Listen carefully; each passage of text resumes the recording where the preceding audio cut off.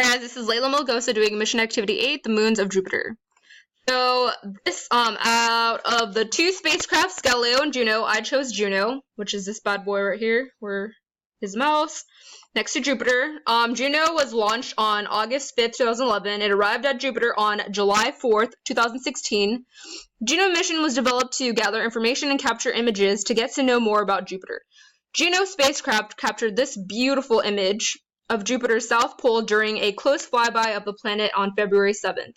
This image reveals colorful cloud formations swirling around the South Pole, along with several white oval-shaped storms known as the String of Pearls.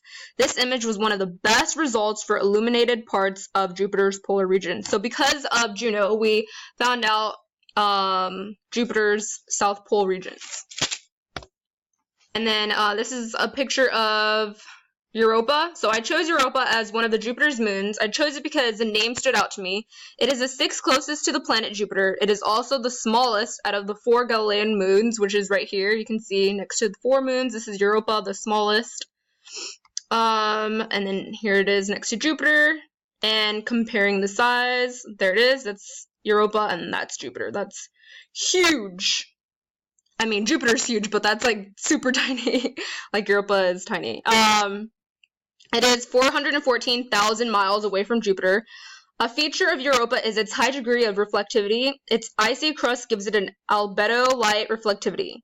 Europa's surface is estimated to be around 20 to 180 million years old, fairly young. Europa is made of silicate rock and has an iron core and rocky mantle, much like Earth. And I do believe that we should further explore Europa because there could be some sort of life out there we don't know about. And also, it seems like an interesting place to explore. And this is my reference.